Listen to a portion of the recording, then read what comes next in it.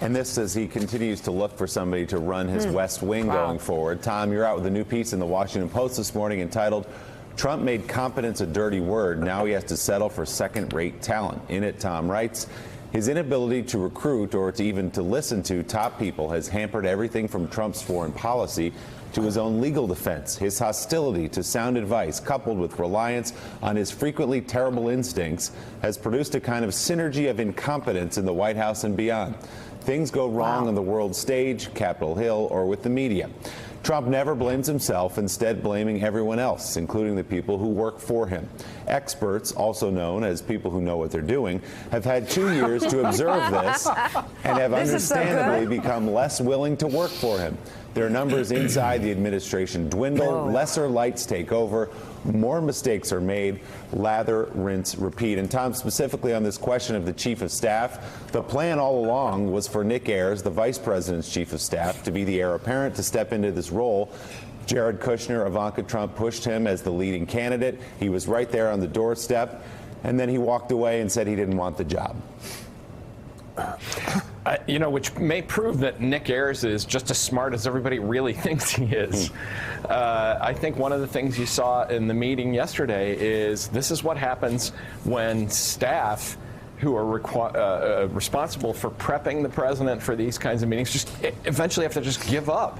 That he's unbriefable. He goes into a meeting, he pulls out some figures about the wall and what percentages and numbers, and as Nancy Pelosi, who I'm normally pretty critical of Nancy Pelosi, but she was really in charge yesterday, and then the whole meeting goes off the rails. Who wants to be the chief of staff or the guy who has to brief in that kind of environment? It's a pointless exercise because the president's going to go in and he's going to say whatever he's going to say, right or wrong, and there's simply no way to stop those disasters. And I think at some point, staff just kind of get demoralized and give up. And I think it's perfectly understandable why somebody like Ayers just said, not a job for me, thank you. So, John Heilman, just a side note on Jared and Ivanka, who have brought to the table the worst ideas known to man for this presidency. Paul Manafort, Mike Flynn. They were pushing Rudy Giuliani, begging for Rudy to be Secretary of State. We know that from the inside, from Trump himself. And now they're defunct in terms of being able to recruit people because nobody can tell them the truth. At some point, Jared and Ivanka need to realize this. Maybe they won't, but we all see it plain and simple, bared clear, especially given this experience with Nick Ayers, who basically said, yes, yes, no. Yeah, I mean, look, there's no question that Jared and Ivanka are that as you said, Mika, their track record in terms of advice on personnel decisions has not necessarily been stellar, either in terms of the quality of the people they've recommended in some cases, or in terms of their success in terms of reeling people in. But I do wonder about the Nick Ayers thing just in this sense. One of the things that it does coincide, the decision that Nick Ayers made, it does coincide with some of the things that Casey Hunt was talking about, which is, you think about this moment on Friday, which may prove to be a real turning point at least in terms of the reality, the onset of reality sinking in the White House about how significantly imperiled the presidency is on the legal and political fronts, both in the Southern District and in terms of the Mueller probe. And I want to ask Casey this question because, Casey, you pointed out that it does seem like a turning point and that there are signs that on Capitol Hill, Republicans seem to be taking a slightly different posture to the president on a variety of fronts. At the same time, in the last 48 hours, we've heard a lot of Republicans, ranging from Kevin McCarthy to John Thune to Orrin Hatch, all basically saying, when asked about the question of the president's complicity in a felony with respect to Michael Cohen, saying, it's just campaign finance. It's not a big deal. I don't really care about that.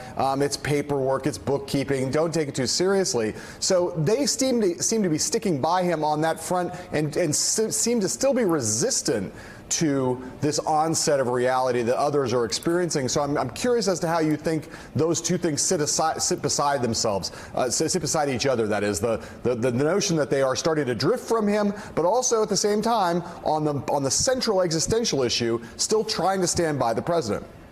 Well, I think that the question that they're all going to have to grapple with is, what is the degree of difference between the truth of what's going on and the absurdity of their statements? Because, I mean, that's kind of what you're seeing a widening of, I think, over time, and that's what they're going to have to grapple with. I would make a distinction, John, between some of the Russia-related collusion questions, obstruction of justice questions, and the questions about, payments around these affairs. Obviously, that was kind of the focus of the Cohen sentencing, but at the same time, I think the shoe that everybody's most nervous about and what they're waiting to see is what happens on the Russia question and just how definitive the evidence is that Mueller is able to compile. I think that is going to be a critical turning point. Now, that said, I mean, Kevin McCarthy was out there yesterday essentially saying that, hey, if we prosecuted every campaign finance violation, there would be a lot of people, lawmakers in Congress, who would be in real trouble.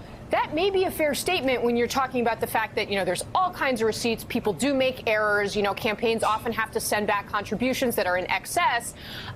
But that's much, much different from willfully committing campaign finance violations, and in this case, to the tune of hundreds of thousands of dollars just a few months before an election in an effort to actually make sure that you are swaying the outcome of the election. And I don't quite understand how those synapses aren't connecting for some of these Republicans who are trying to say, oh, it's just campaign finance issues. It's fine. Don't worry about it. It's incredible. Well, they know. Incredible. They know their argument doesn't hold water because all of them know that FEC violations happen, clerical mistakes happen, and it happens it's happened to them, it's happened to most members, and you just fill out something wrong. You may be a couple of dollars off here, a couple of dollars off there, and the FEC looks at it, and you correct it, and maybe you pay a fine, and then you move on. But Mike Barnicle, in this case, you have the President of the United States knowingly and willfully spending hundreds of thousands of dollars for political purposes in the closing weeks of a campaign to basically pay hush money to stop two scandals from breaking, which would have caused him any shot of winning that election. Yeah, Joe. And if you want to look at his illegal intent, you just look at how the painstaking efforts that he and Cohen undertook to hide those payments from the FEC and the newspapers. Well, Joe, you just used the word. You could be working for Bob Mueller today. You just used the key word, intent. They had an intent to defraud the United States of America with what they did.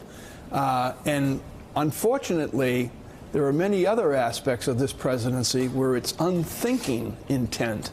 And Tom, I'd like to ask you about a little small thing that came out of the Reuters interview yesterday. We know about the tariff wars that are pretty easy to win. That's what the president has said in the past. But there was a woman executive from a Chinese technology company arrested in Vancouver when she lands there about a week ago. She's now out on bond awaiting an extradition hearing to come to the United States. The president of the United States yesterday, in the course of this Reuters interview, says, oh yeah, I'd try to intervene there and try to, take care of the situation if that's what it comes to. The unthinking rhetoric that comes from the president's mouth. I mean, you teach at the Naval War College. Words, a slip of a tongue, can change the dynamic between nations. And this president does things like this seemingly every day.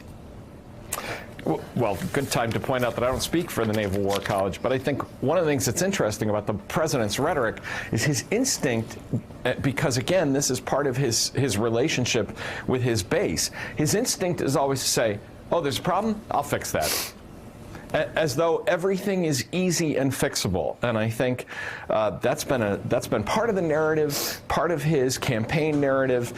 The other thing I think is important to point out about all of these things that have been adding up over time.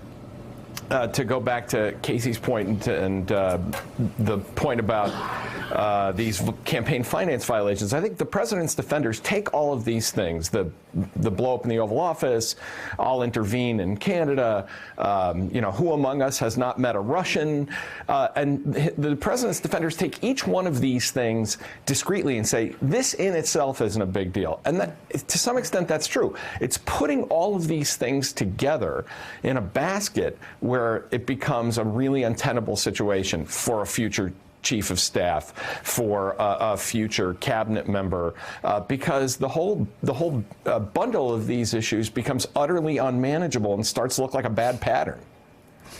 Tom, I want to expand out with you from what's happening right now in our own domestic politics to look at the challenges in Great Britain that Theresa May's facing, a no-confidence vote today. What's happening with Macron, his popularity collapsing, riots in the streets of Paris now coming up on a month. Angela Merkel stepping down and she'll be leaving her position. It seems that our closest democratic allies across the West are back on their heels, while autocrats in Poland, Turkey, Hungary, Saudi Arabia actually seem to be gaining a stronger foothold than ever.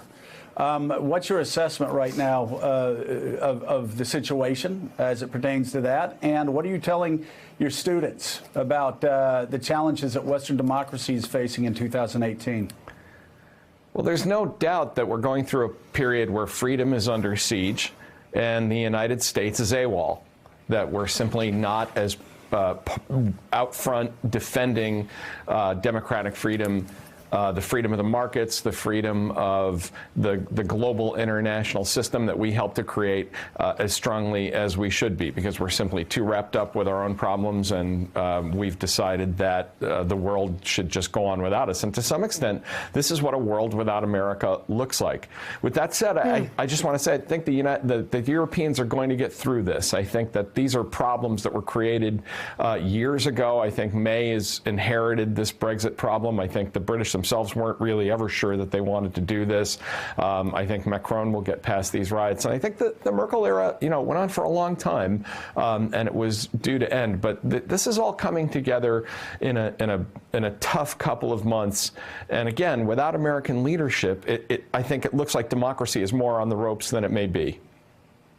Tom Nichols, thank you very much for being on this morning, and you bring us to where we're going next. Still ahead on Morning Joe, we're going to circle back to Saudi Arabia and one senator's call to kick out that country's ambassador to the U.S. Senator Dick Durbin joins us for that. You're watching Morning Joe. We'll be right back. Thanks for checking out MSNBC on YouTube, and make sure you subscribe to stay up to date on the day's biggest stories. And you can click on any of the videos around us to watch more from Morning Joe and MSNBC. Thanks so much for watching.